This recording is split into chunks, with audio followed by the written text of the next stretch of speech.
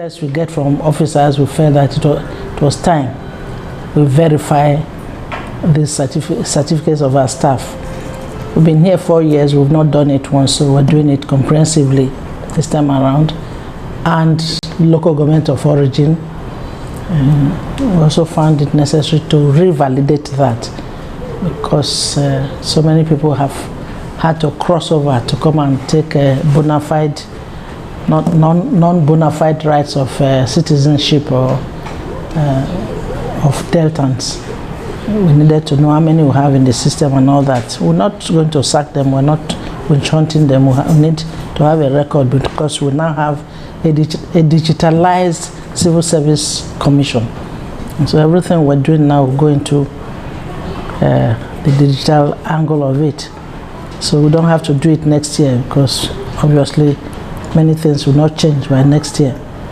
And so, but to talk of the actual functions of the commission, you must have known we do recruitment, we discipline staff, we do promotions. All those, by the grace of God, we have been doing, and promotions are now certain due. They don't have to be reminded. We don't have to be reminded. January, July is just on straight. And recruitment, we have not had a lot of recruitments yet, because of course, you know, the state pays the highest wage bill in the whole federation. And so we've been taking our time in asking His Excellency to grant us room for recruitment. We're busy doing away with those who have overstayed and have refused to go. By the time we maybe get to that appreciable figure, we can now ask. Morally, we didn't think we should have asked before now. And then of course the new minimum wage came in as well to again up the wage bill. So we're considering all that. But then most of the things we're now doing, the few recruitment we had to do, Governor approved 100 staff to be recruited for the Ministry of Agriculture. When he gives approvals like that, it falls back on us to recruit, because this is the main bane of our own existence here. And we have since concluded that, some maybe 3 months back, concluded that. And you'll be surprised that for that 100 staff needed, we had 12,100 and something applicants from people from Deltans. You know, they're all there qualified. At the end of the day, only 100 was taken. So I'm thanking God. I have a crop of men and women who have been put together. We believe in ourselves. Jobs are given to people according to their capability, and when you do that, they give you their best. And so we've never had any reason to quarrel here. It's a family you have. And so we understand ourselves and we work together. And if we do well, we all accept that we've done well from the feedbacks we get from people. If we've also not done well, people criticize us. We have a critic box outside there. We come together like this and read it and see the areas they are criticizing us, and we try to improve on it. But the most important part of it is that if you know what you're doing, if you have a direction, if you have a motive, and you know where you are going to, you don't have challenges. This commission is led by administrators. It's led by an administrator, and I'm leading administrators. So we don't have challenges at all, by the grace of God. The prospects, we expect to have one of the best civil service in the whole federation. Our drive is to put in place, by the time we finish with the civil service, we should look back and doff our hearts that we have done our best. And in doing that, we have been stepping on toes. We have been annoying some people. I've also been getting prayers from people. Because when you bring in change, change. People are resistant of changing. They believe this is the way we do it before. It's not Anglican doctrine, but this is the way you have been doing it and this is the way you do it forever. Where is the room for the change? Where is the room for improvement? So we come in and we put in a lot of many things that will show that we pass through this road. If you look at the board there, that board there, quarterly here, there, at a glance it tells you many things you want to know about the commission. The total staff, total female, total male, total junior staff, total senior staff, total exit, debt, what's it called? Compulsory retirement, retirements, debts, whichever, dismissals, terminations, everything is there. Just look at it, it tells you, reflects, gives you the total of everything. So at the end of the day, you just look. By the time we add the one we've just done, it will come to 11,000 something.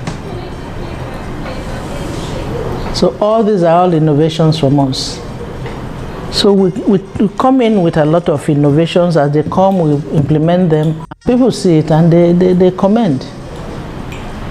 But on the whole, we want to leave our mark so that, and it has to be indelible, so that when we are done with it, people should be able to. I tell you, for example, not indicting anybody. We came in here and saw bulky promotions for over 5 years, not done. And we clear them and promise the civil servants, we'll do your promotions as at when due. It was very tortuous. But we have done it, and by the grace of God, they expect their promotions now as at when due. Automatically. Nobody comes here to work promotion, say, they work my promotion, or they work this. No, you don't even come in here unless you are invited through a letter. And so you have no reason to try to start to bribe my staff. There is no file that is never found here. And there's no time anybody is not on seat. If somebody is not on seat, he's going to eat, somebody else is doing his work. You don't wait until that person comes. Those were things we met here, and there are things that exist in the civil service. There's no place that is, you see a vacuum. That person is not there, the next person should do it. So there are many, if you want to talk about Civil Service Commission now, it will take days, but the records are there. We're not building a house, so you can't see how tall and how beautiful it is. We're building human beings. But we're convincing ourselves, and they themselves attest to the fact that there has been a lot of positive change. And that's what we want to leave behind. The Agwai and the Iron Lady. Foremost, I would deny one, and that is the Iron Lady. I'm not an advocate of that. I know that God has a place for the women, and they're achieving it bit by bit. In fact, maximally now, we are beginning to achieve it. So I'm not an Iron Lady at all. I'm a leader of men and women. Agwa is a title, a chieftaincy title given to me by the Obi of Idumujuboko, late Obi of Idumujuboko. And for those who have never come close to me, indeed those who have never come close to me talk more about me. They seem to know more about the Agwai aspect. And so I'm like a masquerade, a terror. When I'm coming, people run. And I have to call them, listen, I'm not a masquerade. I'm a mother. Yes, I'm a boss, but more of a mother. And if you dare come close to me, you'll find out. You'll find that out. And they get shocked. Oh, is this you that we hear about? It's not what we hear about you see. I just laugh. Some even ask whether I eat. They ask my junior ones. They chop self. How do they live with them in the same house? I'm not terror. Well, having said that, I don't know how that chieftaincy came to that Obi's mind. But In all my life, everything I have done by the grace of God, having come from a modest sort of family I come from, I have always aspired to do the best I can. I'm a very resolute person. I'm a very disciplined person, and I bring that to my work. And if it is not 90-something%, it's not outgoing. And I push everybody that works with me to achieve that. And I train them to be good for themselves for the future when I've gone. So I stress them. All these ones, they complain. I stress them, but they are getting used to it now. Governor is a governor of Delta State, of all Deltans, irrespective of whatever party you are in. And so when he says, I approve so number of people, go and recruit, we're not going to start asking them when they come for interview, are you PDP or are you this? They all are children, and they are outside there. As many as can prove themselves recruitable, appointable, we take.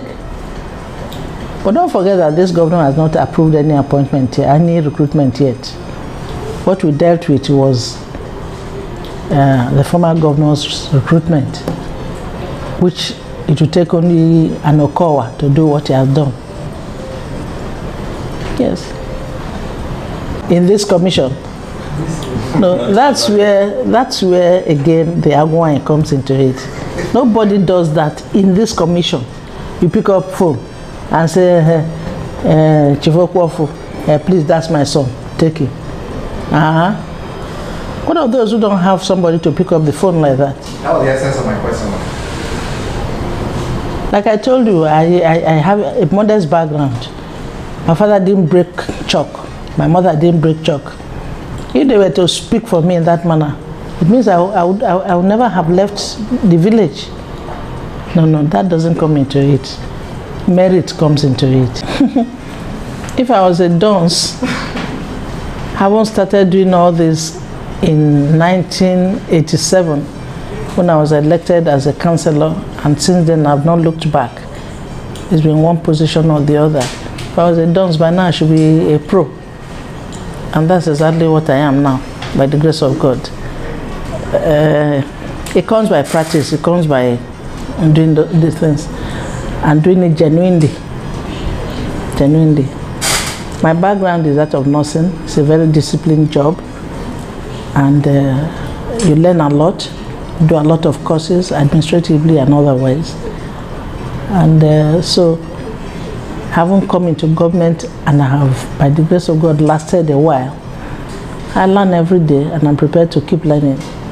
And so by the time I execute, I'm within the yard of execution.